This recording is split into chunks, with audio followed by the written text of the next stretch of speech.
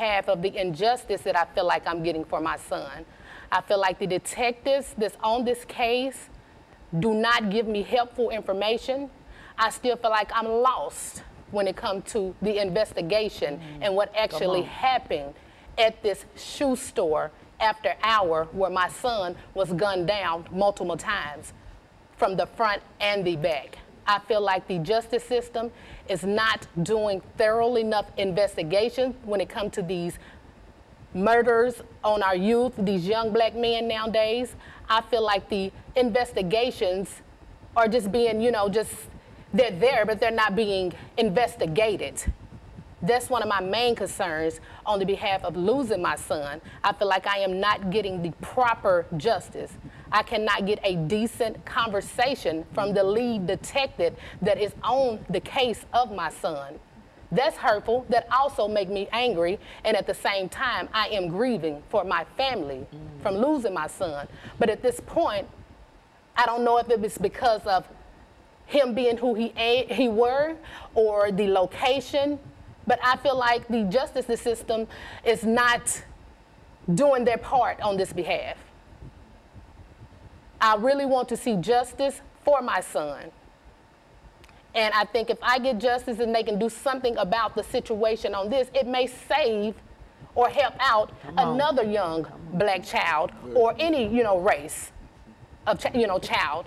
So my main concern with this, like I say, along with the grieving, is the justice system. There's a lot of injustice going on with these cases when these young black children are murdered. And like I say, my son was a very good child, 19 years old, that I feel like was at the wrong place at the wrong time. And just because he was there, I feel like him being who he was and where he is, that the investigation is not being done thoroughly. Very good. Now, Ms. Burleson, what about your child? Treonte was a good student. All she wanted to do was play basketball for her 8th grade year.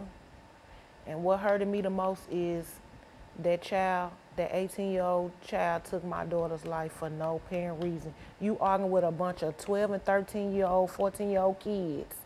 For number one, you was out there trespassing. Treonte lived over there. You didn't. Come on. It just don't make no sense. All these children is dying over gun violence. I am so sick of this. I wish somebody do something about this. And the justice that I got, I wasn't satisfied with it on the simple fact that the DA that was working on Treonte's case didn't give us a good proper situation on the case. For the simple fact, how you gonna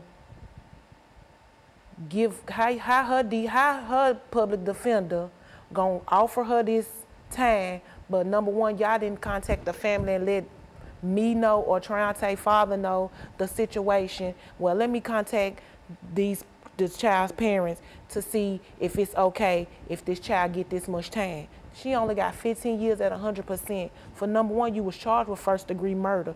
They dropped it down to 2nd degree. I didn't agree with none of that at all. Like, all I wanted was that child, man, to be, ooh, she should, Very good, okay.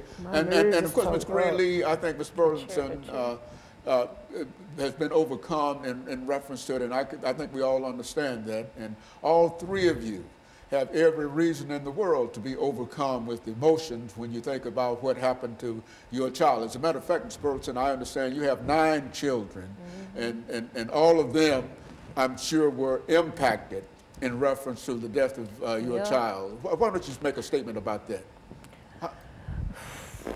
9 kids, single mother. When they found out the situation, like, they was so hysterical, crying, like, my sister, that's all I kept hearing, my sister. I have a 12-year-old daughter. Her and Treonte share the same room, and right to this day, she does not sleep in that room. She does not sleep in the room. She sleep in the room with her brothers. Like, she cries every day. Like, I can look in her face and tell something wrong with her, like she miss her sister, because that's all they knew. That's all they know is they siblings.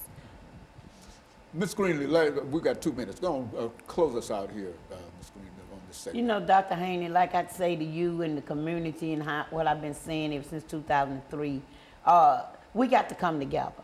We got to quit talking about this violence, and we got to quit talking about what the kids are not doing and what the parents at home is not doing. We as a village got to come together.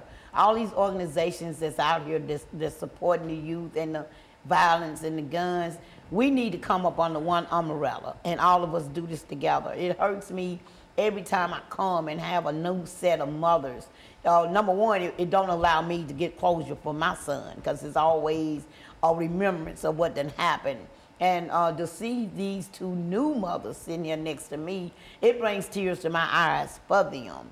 And so I'm asking the community out here, I'm not even asking the elected officials and the mayor, I'm through asking them, because they already showed me that they call this the itch city, I call it the shit city when it comes to us. So I'm not even asking them no more. I'm asking our community, our people, to our black people, to come together and get up under one umbrella and let us take over this. This is why I call it Mothers Over Murder, because it's gonna take us mothers to come over here, out here and take over this murder that's happening out on the street with our kids. We're the one gonna take them back.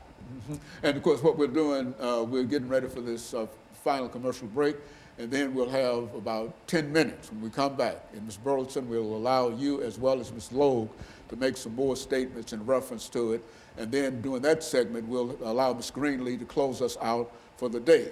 But when we come back within 15 seconds, Ms. Logue, we're going to start with you and think about some of the things that you would like to tell the community in reference to your child and what should be done, as well as you, Ms. Burleson, and then we'll be able to end it for the day. And we'll be back with our audience following this very, very short commercial break.